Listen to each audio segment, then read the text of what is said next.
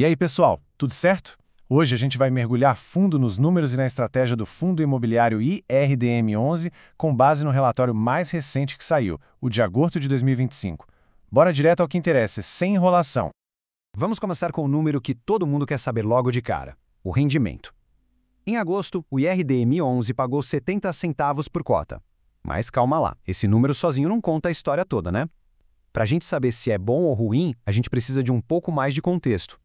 E o contexto aparece rapidinho. Quando a gente olha o histórico recente, o que a gente nota é uma queda em sequência nos dividendos. Olha só, de 84 centavos em junho, caiu para 78 em julho e agora chegou nesses 70 centavos. É justamente essa tendência que a gente precisa entender a fundo. Certo, então a grande pergunta que fica é: por que o rendimento caiu? Vamos fazer um diagnóstico completo do resultado para entender direitinho os números por trás desses 70 centavos. Para a gente ter uma ideia, esses 70 centavos deram um dividend yield de 0,87% no mês, isso com base na cota patrimonial. E falando nisso, vale notar que o P sobre VP do fundo, ou seja, o preço da cota no mercado dividido pelo valor patrimonial, fechou o mês um pouquinho abaixo de 1. Isso mostra que o mercado está negociando a cota com um leve desconto, o que é influenciado em parte pela marcação a mercado negativa que os títulos de crédito sofreram recentemente. Pensa no Dividend Yield, o famoso DY, de um jeito bem simples. É como se fosse o aluguel percentual que a sua cota te pagou naquele mês, sabe? Ele pega o dividendo, divide pelo valor da cota e dá pra gente uma medida padrão para comparar o rendimento do fundo ao longo do tempo. E aqui está a resposta para o nosso mistério. O próprio gestor aponta: o grande motivo foi a inflação mais baixa. A maior parte dos CRIs do fundo é corrigida pelo IPCA, e o resultado que o fundo recebe num mês, na verdade, reflete a inflação de 2 meses atrás. Ou seja, aquele IPCA mais fraco de maio e junho resultou em menos correção monetária, o que gerou um caixa menor para distribuir agora, em agosto. Faz todo sentido. E olha só que interessante essa decisão da gestão. O fundo, na verdade, gerou 71 centavos por cota, mas escolheu distribuir só 70. E esse 1 centavo que sobrou? Ele não sumiu não, foi guardado. É uma estratégia para criar uma reserva, sabe? Um colchão de segurança para proteger o fundo lá na frente e dar mais estabilidade para os pagamentos. Ok, já entendemos o resultado do mês. Mas de onde exatamente está vindo esse dinheiro? Para saber isso, a gente precisa dar uma espiada dentro da carteira do fundo.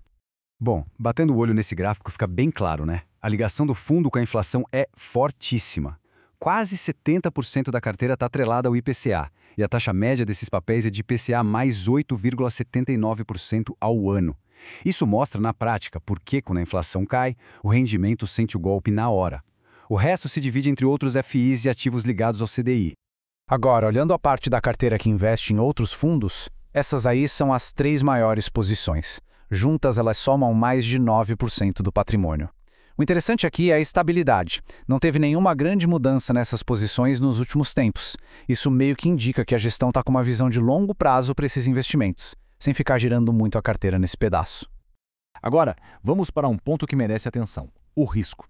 O relatório é bem transparente e mostra que cerca de 7% do patrimônio está em operações com algum tipo de problema, seja inadimplência ou uma reestruturação. Não é pouca coisa, então é algo que exige um monitoramento bem de perto.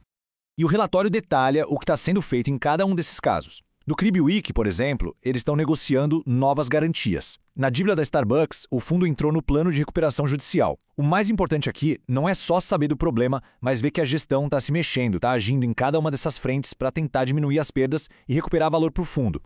E agora a gente chega no que talvez seja o ponto mais crucial deste relatório, um movimento estratégico que pode, de verdade, redefinir o futuro do IRDM11.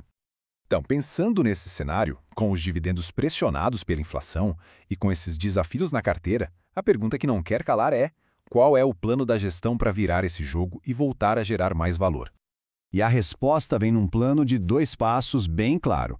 O primeiro, que era aprovar uma nova emissão de cotas, já aconteceu. O próximo passo, que é o mais importante de todos, vai ser chamar uma nova assembleia para aprovar a fusão do IRDM11 com outro fundo da casa, o IRIM11. Na prática, é unir as forças dos 2 fundos em um só. E nas palavras do próprio gestor, a lógica por trás dessa fusão é bem clara. O objetivo é criar um fundo maior, com mais gente negociando, mais diversificado. E o pulo do gato é este aqui. A fusão permitiria vender alguns ativos que hoje estão com prejuízo contábil sem impactar tanto a distribuição de rendimentos. Isso daria muito mais flexibilidade para limpar a carteira e seguir em frente.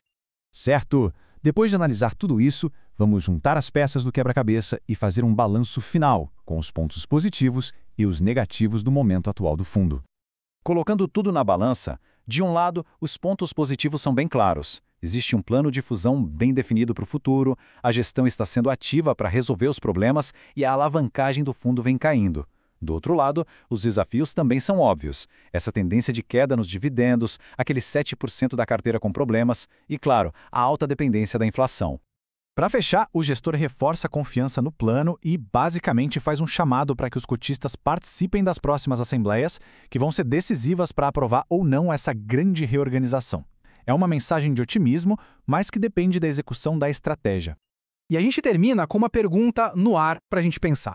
Diante de tudo isso que a gente viu, será que essa fusão com o IRM11 é mesmo a chave para destravar o valor do IRDM11 e conseguir passar por esses desafios da inflação e da inadimplência? Bom, a resposta para isso a gente vai ver nos próximos capítulos. Valeu pela atenção e até a próxima análise!